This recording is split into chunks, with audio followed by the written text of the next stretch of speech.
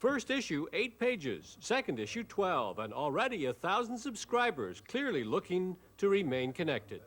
If you think about who these people are, they are truly the best and the brightest that American industry has. And although it's an enormous upheaval for them to be pushed out, the gray cells are still there. The training that they received at IBM is very, very valuable. Their ability to be productive and to make a contribution is really extraordinary. So it's an interesting publication to create in the sense that you really are dealing with a very, very extraordinary bunch of readers. There is a future after IBM if you give it a chance. That's the outlook Out of the Blue wants to share. I think we're showing that now. I think the people that have been writing in have indicated that. We've seen stories in daily newspapers about meeting groups of IBMers who are sort of hoping that by holding together something will happen to them. But the people that we've really had contact with are those who have made more of a go of it. No fortunes to be made with this publication, but making a reasonable profit, carving out a niche, and providing a great service. Make it a worthy enterprise, nevertheless. In Sherman Oaks, California, Bruce Page, First Business.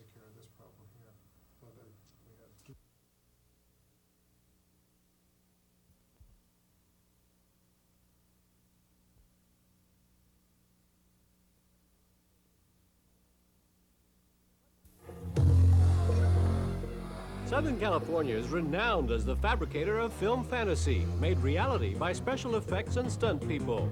A precarious life, as you can see in these scenes, played out by one of the best in the field, Eddie Paul. This is Eddie in one of his more serene moments at home, doing what some colleagues say is what he does even better, invent. Ask Eddie if it isn't a bit of a stretch to go from the rough and tumble of his Hollywood career to the mental exercise of inventing, and he says, "It's not that big a transition when you think about it, because special effects is basically inventing. They come up with something that's impossible and ask you to do it in almost no time with almost no money." Besides tinkering around in his shop, Eddie loves to haunt old bookstores. What he discovered was books about pumps, compressors, and engines had changed little over the decades. An ideal moment, he concluded, to invent some improvements. So Just started with basics. I threw out everything that I had been taught on engines and just decided to design from scratch. Biggest thing was getting air in and out of an engine or pump or compressor smoother than they do now. Right now they use a valve, and there's problems with valves. So I thought if we eliminate valves and go to ports, that's the most efficiency you can get. The only way to go to ports, I found, is with a cylindrical configuration and have the engine rotate inside so it passes the port. So that way you have, with a 2-inch bore, you have a 2-inch port. what Eddie ended up creating and patenting was a pump compressor which can be used as a motor, even developed into an internal combustion engine. With only 5 moving parts, it's simple and compact, weighs only about 1/5 of a standard unit, and can be built for a mere 1/4 of the cost. So what's the brainstorm of a stuntman in a garage got to do with you, you ask? Well, if you just imagine that for 100 years, we have been building reciprocating piston engines and putting them in every manner of device. We now have an equivalent replacement. The permutations are just absolutely mind-boggling because you just eradicate all the old engines and replace them with this process. You eradicate all the old pumps and replace them with this design. And you eradicate all the combinations of the two. And you really are creating a whole new industrial revolution. If this invention truly has that much significance, Eddie and wife Renee can say sayonara to special effects and stunts forever. Not that they will, but they could. In Los Angeles, Bruce Page, First Business. And this company you talked to before, they said they wanted to give you...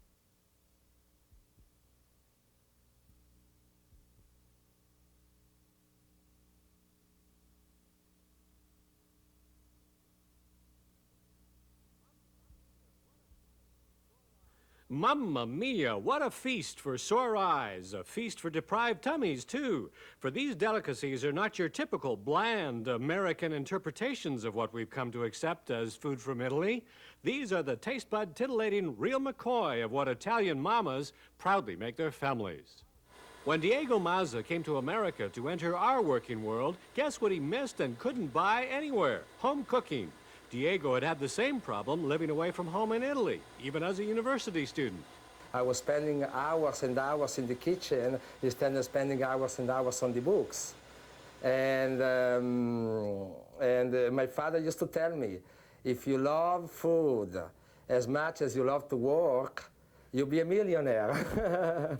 Put your passion into working rather than feasting was what Daddy really meant, but it took moving to California to make Diego finally see the light of transforming his passion into a business. And I could see a potential there, so I called my father. My father went to see some pasta machine manufacturers in Italy, and they convinced him if I had produced fresh pasta over here, I'd be a millionaire.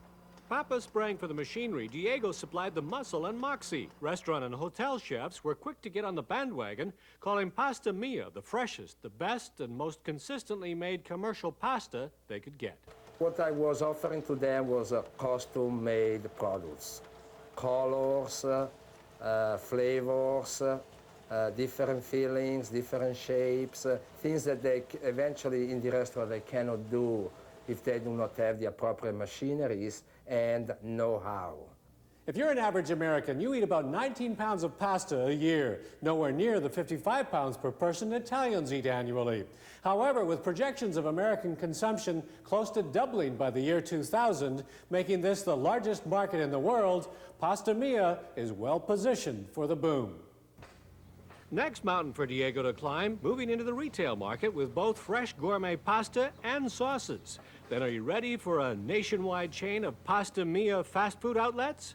Mamma mia indeed. Oh, what a future for an Italian-American who simply saw a need we didn't and filled it with flair. In Garden Grove, California, Bruce Page, First Business.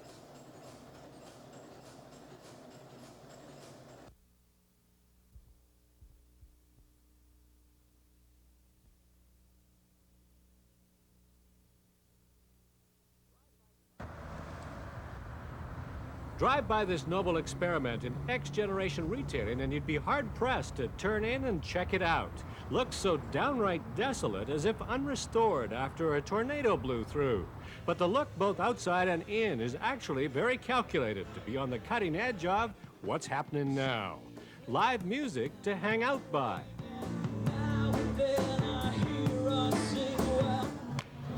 Pool to play in between making your purchases. They call it the Lab, short for Little American Businesses, aiming to capitalize on what the developer considers a lost focus at malls on the three fundamentals of retailing: value, innovation, and service, all under one roof. Our process was to try to bring those three ingredients back into retail. We targeted for the youth culture, and I mean, I refer to it as youth culture. I think it's a whole lot less about age and more about kind of where your head is at. We aimed the center to the 18 to the 30-year-old, but I would say half of our consumers today are over 30. Those who do turn in to check out the Lab like its laid-back approach to merchandising. Nobody attacked me as I walked through the store with perfume, like at major department stores. I could be, and I felt very comfortable in like the art atmosphere, and that was the draw. Well, I can come here and shop and not get hassled. It's like most places I go, people always kind of poke at me and the way I look and everything, and I can come here and everyone's really cool, real nice, real friendly and stuff, so and they've got everything I need around here. Popular with those who have to work here, too. We have people reading, hanging out, you know, writing poetry, reading poetry, and it's just a fun place to work, fun place to be. The vibe here is great. There's an atmosphere, as opposed to, you know, every mall is so structured, and this is just free. What self-respecting mall wouldn't have a fountain to soothe customer spirits and provide a diversion? Well, this mall is certainly self-respecting in a sassy sort of way, and so has a sassy sort of fountain, about as off the wall as the mall it represents. 6 months into this experiment, so far so good, gaining momentum and here to stay. Could it catch on elsewhere in America? As surely as night doth follow day, you can be sure at least this developer will give it a shot. In Costa Mesa, California, Bruce Page, First Business.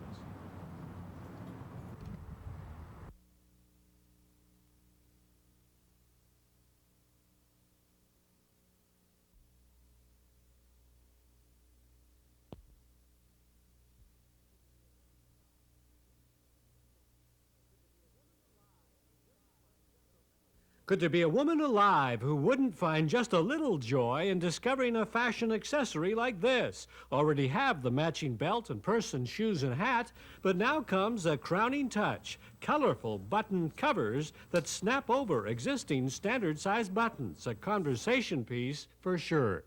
Buttons have been around for hundreds of years, and even stylish ones at that. So how could there possibly be a market for button covers? Think about that for very long, and you'd do nothing about it. These folks did what most successful entrepreneurs do: jump in and just do it. Killer Buttons, as the company's called, makes no claim to having thought up the concept, but give them credit for having gone all out, coming up with what was hot and getting it into the marketplace. With over 300 styles to choose from, consumers went wild, creating a multi-million-dollar industry within just 2 years. I think it was because you could have clothes in your closet and you could put these on your clothes that you already had and they would look different. It didn't look like you had the same blouse on, it didn't look like you had the same outfit on. And you could match it up with belts, you could match it up with a jacket, you could match it with earrings, other things, and you were just accessorizing what you had. And it's a fun thing, it's a great gift. I think women like to buy each other gifts, and sometimes it's hard to buy for someone that shops a lot or someone that has a lot of things, and a lot of people didn't have button covers. So it was fun and exciting and different and new. Consider this a mom-and-pop shop, with Pop giving most of the credit to Mom and her team. Still, husband Dave's clearly been along for the ride and has some old-fashioned horse sense to share should you want to strike out on your own with your marketable product. Well, I think you have to really believe in what you're doing and love what you're doing. And if you have those two things, I don't think you can lose.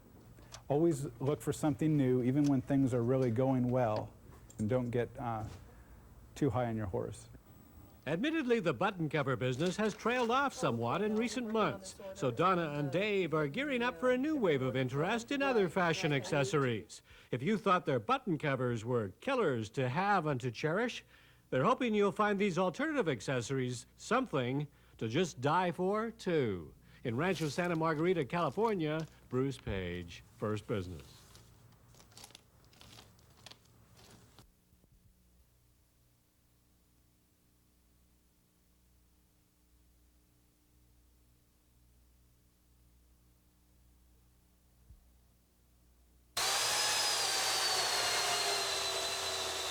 Bet you'd give anything to cuddle up to an ice cube like this on a sweltering day like today and get paid for it, well paid for it, and earn some local fame, too. Well, sign up and join the growing crowd. Welcome to Ice Carving 101, where students, mostly from the haute cuisine staff of hoity-toity hotels, come to learn the fine points from a world master. No kidding, those trophies and ribbons in the corner attest to the fact that the teacher's the king of planet Earth in this unique field. I started out basically just teaching myself ice sculpture. When I got out of high school, I needed a job, started cooking as a chef. I found out I was a terrible chef, or a terrible cook, that is, and so I started doing ice after work. Practice makes perfect, of course, and coupled with natural talent, Mark steadily transformed mere blocks of ice into ever greater artistic masterpieces. More than that, conversation pieces and centerpieces no classy social gathering could do without. No challenge too great for him to try, and each success thereby building demand for more. It's really a unique medium. I mean, ice is so alluring. People just get so attracted by it. They want to just go up and touch it and see if it's really ice, and they think it's crystal, and it just has that ephemeral melting quality about it that just intrigues people. Chilly business to be in, you say. Ah, that it is, but a lot more inviting than outdoors on a hot and humid summer day. And with annual revenues of more than $250,000 a year, not too shabby a trade by any measure. It's a pretty cool job, yuck, yuck, yuck. But I was just trying to break the ice on it. I know, it's cold humor, huh? But it's been a good living. Needing a new mountain to climb, next step was an ice carving school with students who see this class as a passport to real progress far beyond this freezer. It's part of my job to carve ice at the height, and in New Orleans there's nothing that equals this at all anywhere. These techniques are great. The snow-filled logos, we really do a lot of logos, and this will definitely come in handy in my job. Pushing on to new materials, his studio makes it clear Mark is not an artist you can keep on ice very long. In Costa Mesa, California, Bruce Page, First Business. There we go.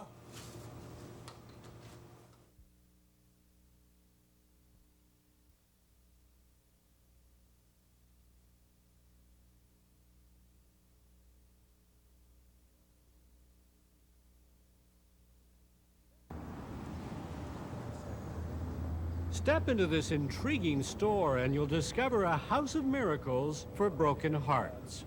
Walk through the door with whatever ornament imaginable you hold dear, and you can count on walking out a few weeks later with your treasure restored.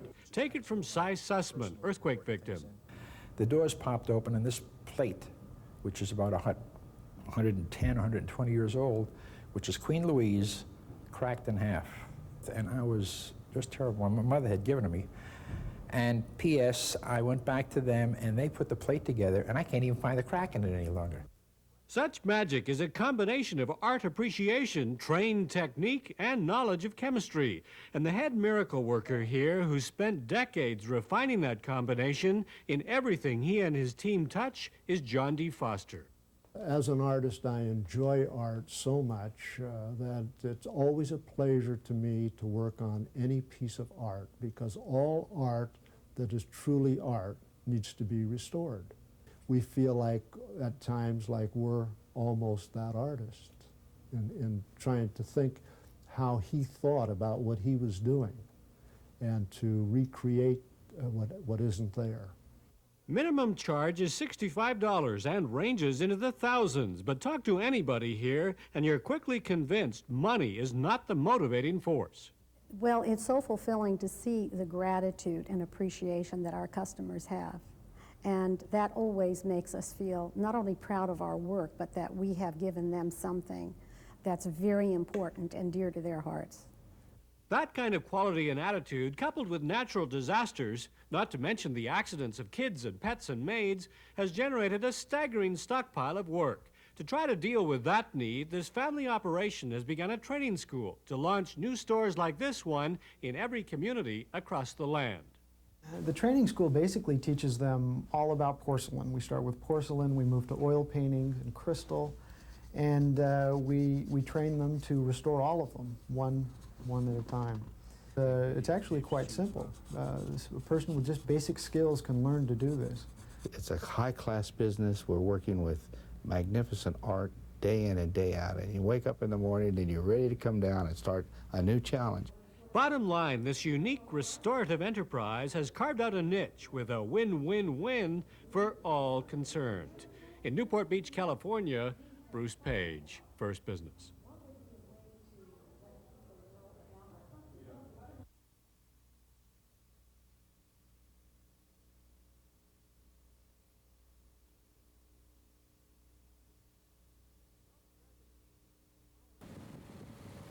No feathers here, but no engine either. In short, what you feel is as close as you'll ever get to flying like a bird. Aboard a sailplane.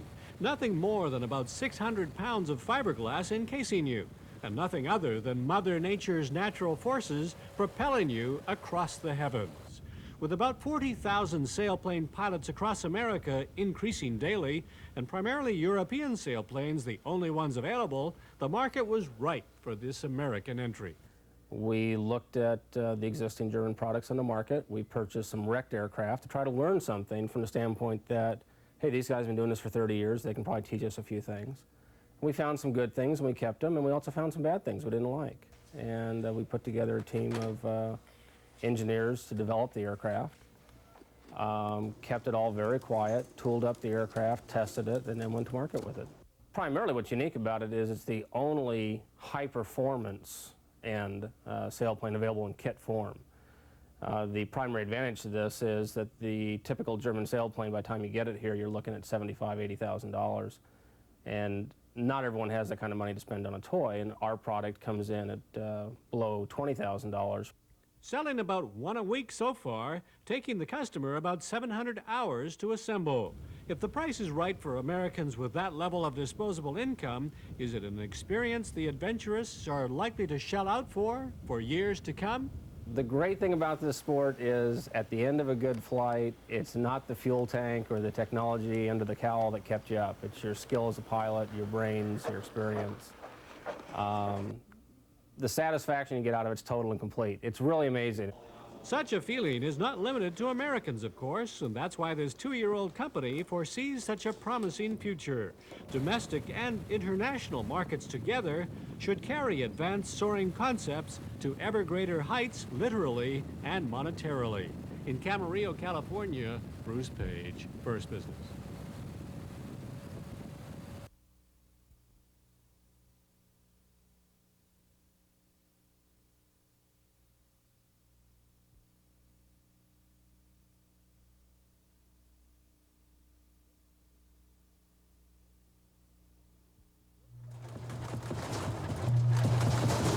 Earthquakes are not just a California phenomenon. Scientists say if you haven't been rocked by one yet, chances are sometime in life you will, no matter where you live. Unlike other natural disasters, there's no warning. Too late to keep valuables in place. But here's a household prepared for the worst. Special quake wax for china, industrial strength Velcro for small appliances, eye bolts and belts for bookcases and file cabinets. The end result? Minimal loss. By comparison, major loss. Imagine scenes like this after the Whittier, California quake. Then an entertainment center almost crushed a little girl. In the aftermath, Tom Rundberg and wife acted decisively. I got my honey-do list, and the top of the list was to anchor that large entertainment unit to the wall. And I went to the hardware store, and of course there was nothing specifically for that purpose, so I had to invent my own. Having secured his own home's valuables, family and friends wanted the same treatment too. Starting with just one quake safety product 7 years ago, he now has over 100. And with Mother Nature's help, he's well on the way to building a $1 million a year enterprise. No appliance too large that Tom doesn't have it covered. No valuable too small that it won't still be there altogether when all the dust has settled. Clever concepts like protective bars to keep books and software on the shelf. Alternatively, a similar application for a bungee cord.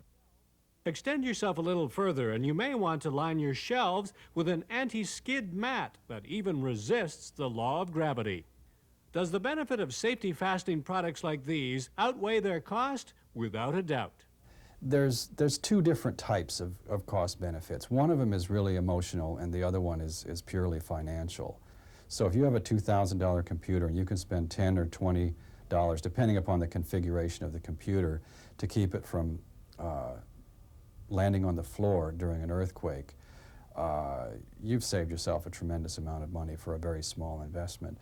Manufacturing and sales are all done under one roof right here. With a catalog of all these products now available, backed up by a team of mail-order shippers, Q-Safety is extending its market internationally into every community concerned about being prepared. Definitely a company on the move. In Pasadena, California, Bruce Page, First Business.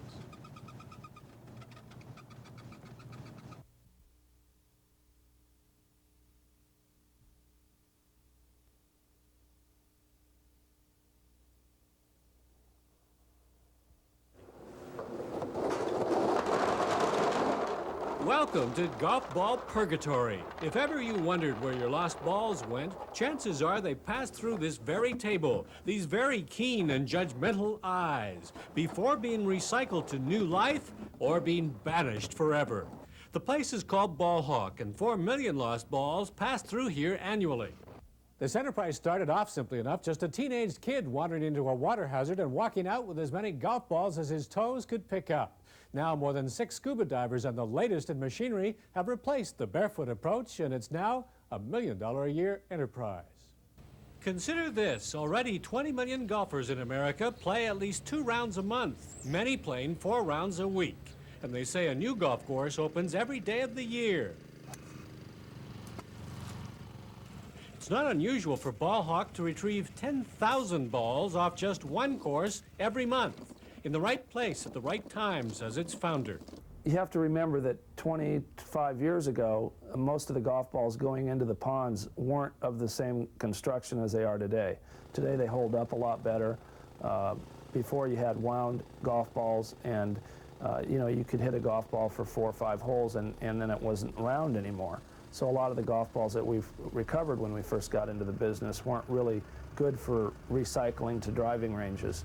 And now there's probably 2 to 3 times as many golf courses in the Southern California area as there were 25 years ago. So I guess timing would be the key factor. I mean, the timing was right.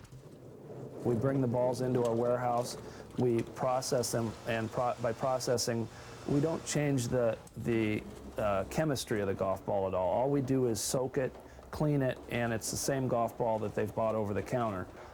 We take the ball then and we grade it into approximately 12 to 15 different categories by cover of the ball and by the quality of the cover. Ballhawk has built its business contracting with the pros at each club it serves, taking a percentage off the balls recovered and resold. Taking his business to the next level, Golf Balls Plus is Larry's own retail store where walk-ins and phone order customers from across the country can now buy direct at a discount. In the golf shops, you know, new golf balls sell for anywhere from $2 a ball up to $3 a ball, and we sell 3 dozen like-perfect golf balls for $30. Great place to visit if you want to overhear some real golfer honesty. Sometimes I feel like I'm buying the ball I bought last week in here, which means I lose. Still gotta admit, it's fair ball and par for the course. In Rancho Santa Margarita, California, Bruce Page, First Business.